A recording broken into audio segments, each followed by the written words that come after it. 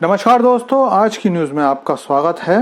दोस्तों, पाकिस्तान की सेना और सत्ता के लिए इस समय सबसे बड़ा इम्तिहान का समय है, क्योंकि इतना बुरा समय पाकिस्तान पर पिछले 75 साल के इतिहास में कभी भी नहीं आया है। लेकिन दिक्कत यह है कि इनमें से ज्यादातर परेशानियां खुद पाकिस्तानी इस्टेब्लिशमेंट ने खरीदी हैं।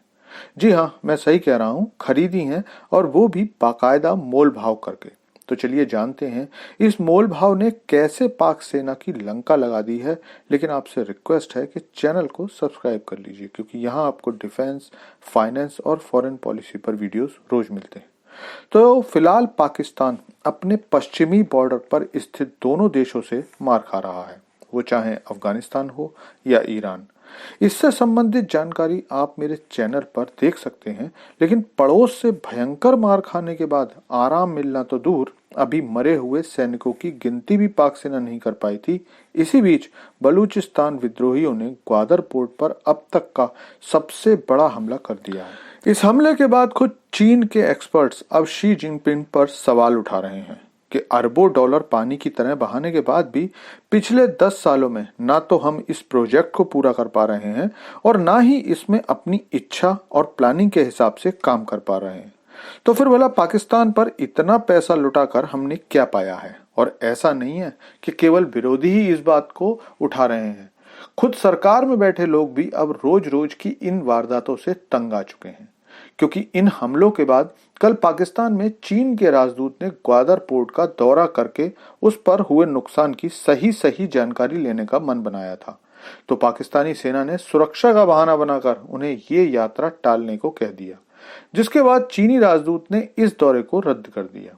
दरअसल समाचारों के अनुसार लगभग 7 बलूच विद्रोहियों ने कल ग्वादर पोर्ट पर अब तक का सबसे बड़ा हमला बोल दिया। इस हमले में हथियारों का खुलकर प्रयोग किया गया और जो खबरें निकलकर सामने आ रही हैं उनमें बताया जा रहा है कि करीब 26 पाकिस्तान सैनिक मारे गए। लेकिन पाकिस्तान की सेना के बारे में तो आप जानते ही हो कि ये अपने सैनिकों की मौत को हमेशा कम करके बताते हैं। और कितना कम करके बताते हैं ये आप खुद ही अंदाजा लगा लेना, क्योंकि खुद पाकिस्तान की सेना के अनुसार इस हमले में 2 पाक सैनिक मारे गए हैं और जो 7 बलूच विद्रोही हमले में शामिल थे उन सबको भी मारकर गिरा दिया गया है। लेकिन इस वीडियो को देखिए, इसमें 9 लाशों को जाते हुए देखा जा सकता है। इस हमले में ग्वादर पोर्ट पर हुए कंस्ट्रक्शन को जबरदस्त नुकसान पहुंचा है और इसी नुकसान को देखने के लिए चीनी राजदूत ग्वादर जाना चाह रहे थे। लेकिन सिर्फ इतना भर नहीं है, बल्कि हालातों को इससे समझा जा सकता है कि पाकिस्तानी सेना के सोशल मीडिया पेजेस से उनके ट्वीट्स को रिपोस्ट करने की भीख मांगी जा रही है। आप पूछोगे कि ऐसा क्यों? भला पाक सेना ऐसा क्यों कर रही है?